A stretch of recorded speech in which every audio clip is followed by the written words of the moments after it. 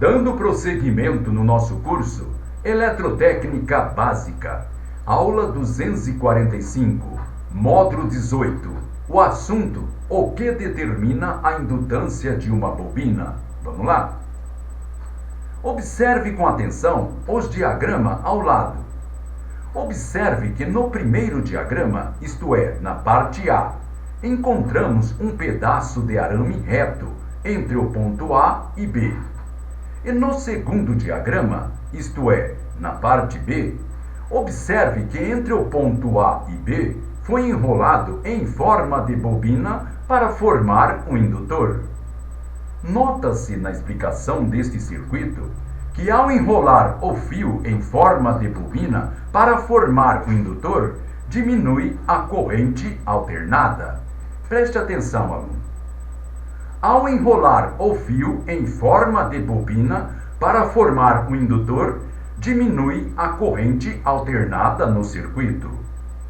Uma pergunta lógica agora seria feita: faz alguma diferença o número de espira de fio que você usa para o indutor? A resposta a esta pergunta seria sim. Existe uma relação direta entre o valor da indutância e o número de espira de uma bobina. O que estamos dizendo é que uma bobina de 10 espira, isto é, volta, ela tem mais indutância que uma bobina de 5 espiras. A reatância indutiva de uma bobina, ela depende diretamente de sua indutância. Preste atenção, aluno. A reatância indutiva de uma bobina, ela depende diretamente de sua indutância. Portanto, aumentando o número de espira de uma bobina, aumenta a indutância e aumenta também a reatância indutiva. O formato da bobina é um outro fator que depende de sua indutância. Por exemplo, uma bobina comprida de pequeno diâmetro tem menor indutância que uma bobina curta de grande diâmetro, com as espiras próximas uma da outra. Preste atenção neste exemplo. Uma bobina comprida de pequeno diâmetro tem menos indutância que uma bobina curta e de grande diâmetro e com as espiras próximas uma das outras. O que estamos dizendo é que uma bobina de 10 espiras tem maior indutância que uma bobina de 5 espiras. A reatância indutiva de uma bobina, ela depende diretamente de sua indutância. Portanto, aumentando o número de espira, isto é, voltas, de uma bobina, aumenta a indutância e aumenta também a reatância indutiva. O formato da bobina é um outro fator que determina a sua indutância.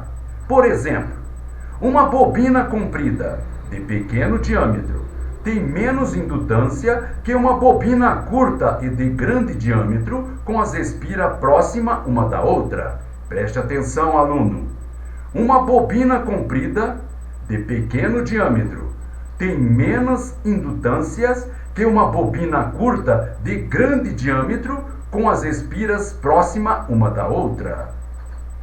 A indutância de uma bobina, ela depende do campo magnético de cada espira cortado as espiras adjacentes. Preste atenção que eu vou repetir. A indutância de uma bobina, ela depende do campo magnético de cada espiras cortados as espiras adjacentes.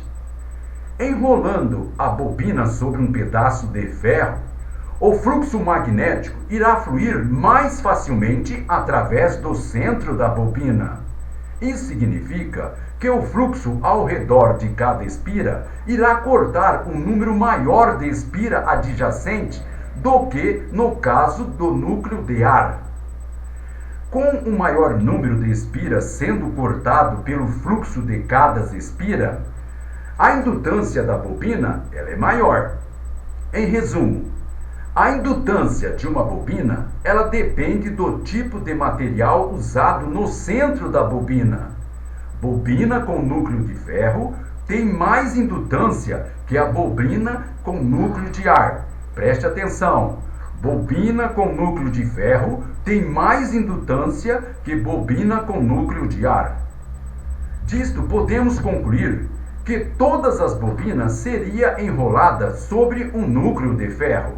Porém, como vocês irá aprender quando estudar os transformadores, alguns fatores adicionais relacionados com o material do núcleo devem também ser levados em consideração.